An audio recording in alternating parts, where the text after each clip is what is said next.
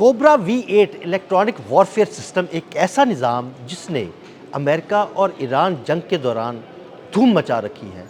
ये निज़ाम क्या है, इस बारे में आमिर रज़ा से बात करते हैं। आमिर भाई, नाम तो मैंने बता दिया, लेकिन ये वॉरफेयर सिस्टम है क्या और इसके बड़े चर्चे हैं इस वक्त। देखिए, इसको पहली मरतबा जो है रिवील किया गया था 2023 में। और उस वक्त इसको ये कहा जा रहा था कि ये रशियन टेक्नोलॉजी है और उसी को ईरान ने जो है खुद से डेवलप किया है, यानी इसकी टेक्नोलॉजी है ट्रांसफ़र की है। ईरान ने इसका ऐलान किया था 2023, लेकिन इसको इसके बाद इस्तेमाल नहीं किया था। अब जब अमेरिका के बहरी जहाज़ जो हैं, यानी बहरी बेड़े जो हैं, वो मौजूद हो गए हैं हलीज के अंदर, तो आबनाए हुर्मुज़ और हलीज फ़ारस की हिफाजत के लिए इस इलेक्ट्रॉनिक वारफेयर जैमिंग सिस्टम को जो है, जिसको आपने बताया V8 कोबरा नाम है उसका, उसको जो है एक्टिव कर दिया गया है। इसको एक्टिव करने का बड़ा मकसद ये है कि इन बहरी बेड़ों में मौजूद जो अमेरिकन जहाज़ हैं, जैसे F-35 है, लाइटनिंग जिसको बोला जाता है, 2, उनको और मिसाइल्स को और ड्रोन्स को जो है वक्त से पहले डिटेक्ट कर ली। देखिए, इसकी रेंज 250 किलोमीटर है और इसके अंदर अंदर सेटेलाइट से भी जो आप समझे कि कम्युनिकेशन हो रही होगी, उसको भी जैम किया जाएगा। और इसको टेस्ट भी कर लिया गया है, यानी इसको चेक कर लिया गया है। और ये बड़ी ही अलार्मिंग चीज़ है कि ईरान के पास एक ऐसी टेक्नोलॉजी जो कि रशियन टेक्नोलॉजी है, उसको उसने ना सिर्फ इंस्टॉल कर दिया है बल्कि उसको चेक भी कर लिया। अब आप अपग्रेड भी कर लिया आमिर भाई। अब आप इस बात को इस तरह से समझें, वो आपने ठीक कहा कि इसको जो 1RL है 257 रशियन जो सिस्टम है, ये उसकी अपग्रेडेशन है जिसको चेक टेस्ट किया गया है। इसमें आपको एक दिलचस्प बात यह है कि इस वक्त दुनिया भर में वॉर इक्विपमेंट से ज़्यादा वॉर जैमिंग इक्विपमेंट की जो है डिमांड बढ़ रही है। और ये डिमांड इसलिए भी बढ़ रही है कि पाकिस्तान ने जंग मई में जो पिछले साल लड़ी गई, उसमें उन राफेल जैसे जहाज़ों के सिस्टम्स को जैम कर दिया और उनके रडार्स जो हैं वो पाकिस्तानी मिसाइल्स को पकड़ ही नहीं सके। ये वो सिस्टम था जिसके बाद दुनिया के लिए अब फ़ज़ाई जंग एक इलेक्ट्रॉनिक वारफेयर की शक्ल इख्तियार कर गई है। यानी इसमें जो पीसा रडार्स हैं, जिनको कहा जाता है कि पैसिव इलेक्ट्रॉनिकली एक्टिव रडार्स जो हैं, ये रडार्स जो हैं ये दूसरे रडार्स को ना सिर्फ डिस्टर्ब करते हैं बल्कि कई मौके पर जैम कर देते हैं। और उसके बाद आपका जो भी इक्विपमेंट है, चाहे वो आपका मिसाइल है या आपका हवाई जहाज़ है, वो एक वक्त के लिए अंधा गूंगा बहरा हो जाता है। बिल्कुल ऐसे। और ये सेकंड्स का, फ्रैक्शंस ऑफ सेकंड्स का ही वक्त क्यों ना हो, उसमें उसको नुकसान हो जाता है। यानी उसके डाटे के अंदर वो जो स्पेस है वो उसको तबाह करने के लिए काफ़ी है। तो ये बग़ैर गोली चलाए एक ऐसा इलेक्ट्रॉनिक वारफेयर का सिस्टम है जिसमें आपको सारी मालूमात 250 किलोमीटर की आप हद समझ लें कि कहाँ तक फ़ज़ा में और कहाँ तक समंदर में, इसको समंदर में ही एक्टिव किया गया है।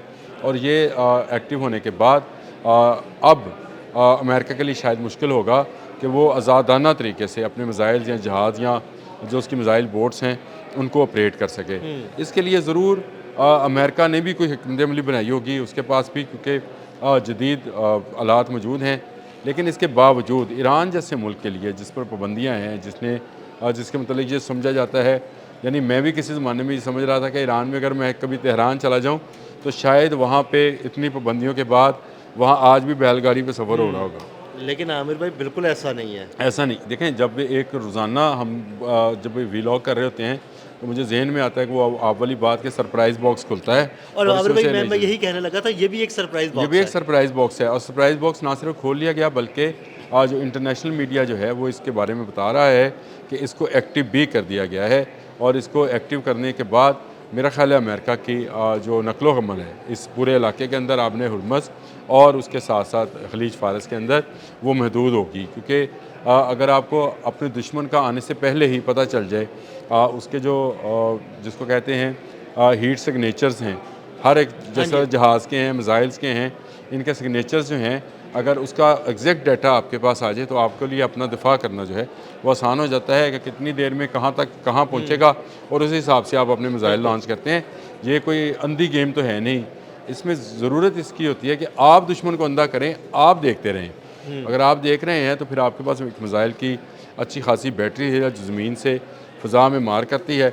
और ये बैटरीज़ जो हैं जब ये ऑपरेट होंगी, इसके साथ कोबरा V8 के साथ तो मेरा ख्याल है ये इंटीग्रेशन जो है अमेरिका के लिए तो बहुत आमिर भाई, अब ज़रूरी ये लगने के बाद आपने हरमज़ और खलीज फारस यहाँ पे तो ईरान की समझे कि एक मुकम्मल तौर पर उजारादारी हो जाएगी। देखिए, मैं आपको एक बात बताऊं, अमेरिकन जनरल्स जो हैं, जैसे मैंने कल जिक्र किया था जनरल कैनन का, उन्होंने मुखालफत की कि अमेरिका ईरान के ख़िलाफ़। आज ये ख़बर आ गई कि वहाँ पे एक और जनरल 3 स्टार जनरल हैं, जनरल कैच, उनको भी उनके ओहदे से हटा दिया बिल्कुल गया ऐसे ही है। है। अच्छा, ये सारा मामला इसलिए है कि वो कहते हैं कि ईरान के साथ जंग सिर्फ महदूद पैमाने पे नहीं लड़ी जा सकती। ईरान एक लंबी जंग की तैयारी कर चुका है।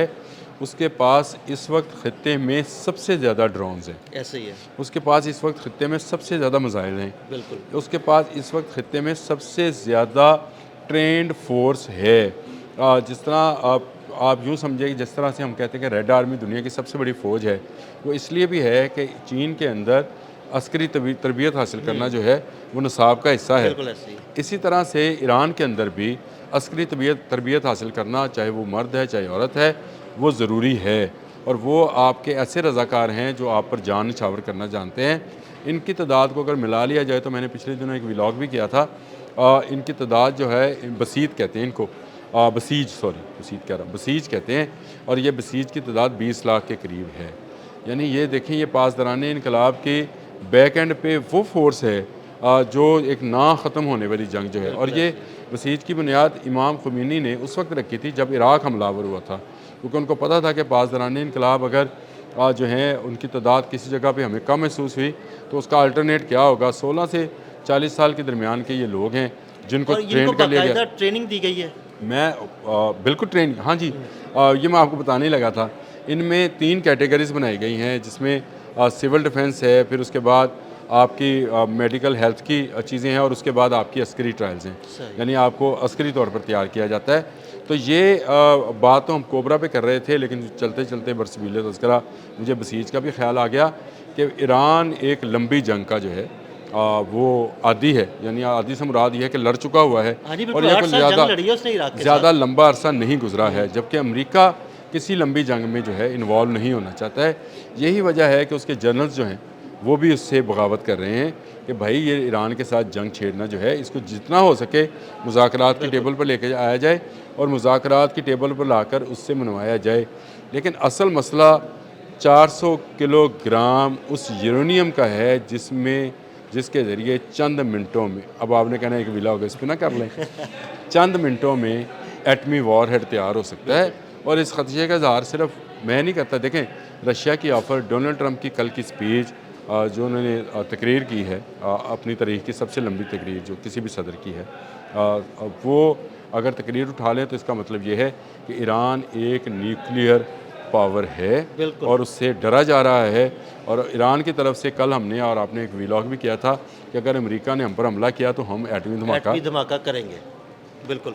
अब आपको अब्दुल मूसवी वाली बात, बिल्कुल ये अगर वो इस तरह की बात कर रहे हैं और पासदाराने इनकलाब के वो सरबराह हैं, तो इसका मतलब है कि ये ना सिर्फ इलेक्ट्रॉनिकली जैम कर सकते हैं अमेरिका को, प्रोपोगंडाबाज भी जैम कर सकते हैं। आज मुज़ाकरात होने, देखें आज मुज़ाकरात में क्या बनता है, लेकिन ये मुज़ाकरात कामयाब हो गए या नाकाम, इस पर मैं अभी चीज़ों को देख रहा हूँ। मुझे कामयाब होते नज़र नहीं आ रही। लेकिन कामयाबी और नाकामी जो है, इसमें अमेरिका के अपने मेयार हैं कामयाबी के, और ईरान के अपने हैं। नाकामी का भी एक अपना मेयार और एक अपना, सबका अपना अपना है। पाकिस्तान के लिए भी इस मुज़ाकरात में से क्या कामयाबी, हम क्या समझें, पाकिस्तान से मुराद हम पाकिस्तानियों के बारे में कह रहे हैं, उनका मेयार क्या है, ये एक अलग बिल्कुल स्टोरी है। लेकिन मुज़ाकरात जो होने हैं, इसमें इम्कानात कितने हैं, और इसमें आज क्या होगा, जिनेवा में ही होने हैं, देखते हैं, लेट्स सी क्या होगा। बहुत शुक्रिया आमिर भाई जी। आमिर भाई ने बड़ी तफसील के साथ V8 कोबरा के बारे में आपको तफसील से बताया। अदील अहमद और आमिर रज़ा को इजाज़त दीजिएगा। अल्लाह हाफ़िज़।